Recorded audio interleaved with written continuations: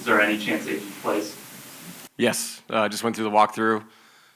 Game time decision, obviously, but he fully was part of it, the game plan, both sides of the ball. So if Aaron can play, he will play, just like Mike has throughout these playoffs. This is a different kind of situation. So obviously questionable, but it's nice having the full day yesterday, day today, and obviously the morning tomorrow. So we'll see how he feels tomorrow. Were you happy? I have no idea. Was it surprising the way he was today, or did you expect him to sort of be in the condition he was today? He's always the same. So Aaron kind of saunters around with his West Coast style, so you wouldn't know if he was hurt or not. That's what I appreciate the most about him. Very consistent with his swagger. So no, he looked normal. His emotions were good. So hoping he plays. Coach, is it hard then when you don't know if that's going to sustain, having a backup plan? I mean, what are you going through there? Yeah, just like we did with Mike in the past, we didn't know he was going to play. Different people stepped into those positions. You talk about plays you're going to run early in the game, actions to attack people. Some other guys took his ball handling responsibilities in case we go there. We know that's where Aaron is so underrated and impactful is when he brings the ball off the court. So the other guys have to know those simple actions, but they're not simple. You've never done them. So we walked through a lot of stuff today with different people having responsibilities. But like I said, the hope is the responsibilities will be Aaron's. That's what we're hoping. Did you tell the day made a difference? Yeah. Really? Yeah, I felt it mentally. It's been a long time coming. It was earned. You know, we had to get to a game 7 to get a day. So that was nice. And we need it. You know, we're playing a team, an historical team in game 7, a team 68 wins, the greatest point differential ever. You know, all the things they've accomplished. I guess at this point they've won 75 games this year. So we need the rest to play a team this historically good. When you come to about time, can experience matter? And then you guys have been through one just last series, Game 7, and the last couple of years you've been through the trenches. Yeah, experience matters. I'd rather not play multiple game 7s. I mean, I think that's advantage them. But yeah, like the feeling of, I said it the other night, like the feeling of what could happen the first 4 minutes of the game, 6 minutes of the game, whatever it is, we felt it. We've had big leads in game 7s and lost games. We've hung in game 7s and won them late. So obviously the Clippers series was its own thing. We got hot from 3 and kind of blew the game open. So we've been through all the different scenarios you could go through. I think that does help you. But again, they're the number 1 seed. Like they're the team that's done all these things this season. So we got to do what we've been doing in this series outside of the last game. We got to hang early and then rely on our chemistry and the fact that we've been around each other for a long time. That's where experience can really help you. What do you think will be the key factors for how to win this game? Don't turn the ball over, defensive rebounding, and taking the first hit. And I've said this, I'm not trying to sound smug or it's not just the first hit. It really is like 3 punches to start, man. I mean, if Caruso doesn't start tomorrow, which they could go any way they want to, when he comes in, it's a different game. If K-Song comes in, he can impact the game. So they go small. It's like a different team. And so you have to go through all those iterations the first 18 minutes of the game, look up, and if you're in it, you're in a great spot. But we know what they are. They overwhelm people. They have all season long. I mean, this team, 68's a lot, man. It's the Bulls, it's the Warriors kind of thing. So we know that if we can take that early hit, and then all the fundamental stuff I talked about, like you stay in the game, then you have a great chance. I know that you talked about this a little bit earlier, but if Aaron doesn't play, what do you do with your secondary ball handling, considering that he's been so important in this series and alleviating pressure on Jamal and Nicole? Yeah, it helps that throughout the season, you know, CB was kind of our point guard for certain games, especially when Russ was hurt. I believe that's right for the All-Star break or around it. CB handled it really well. I trust him to do it.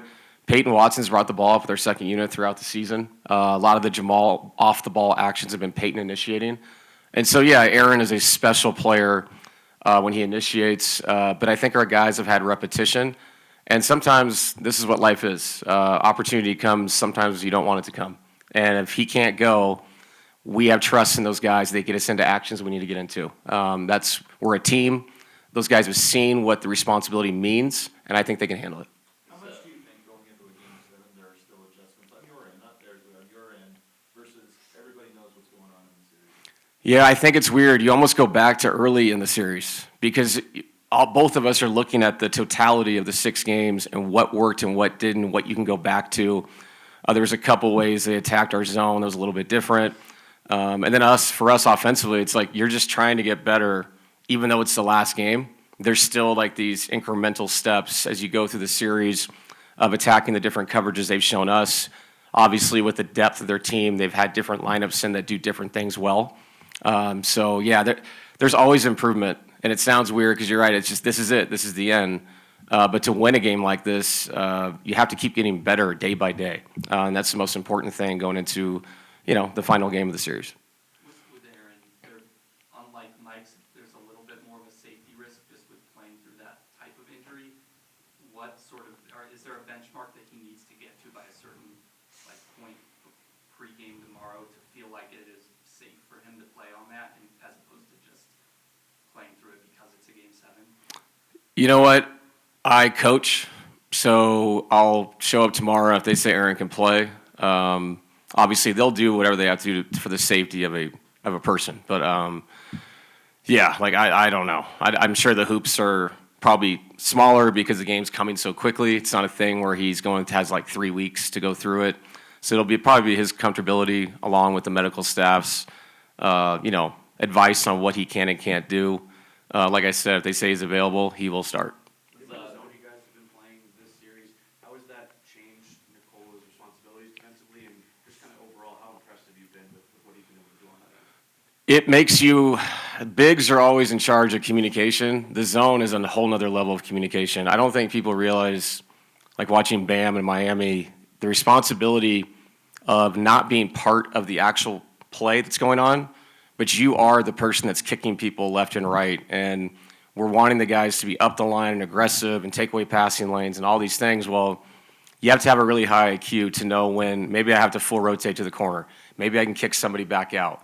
You're constantly scanning the ball. Where the ball goes, you go.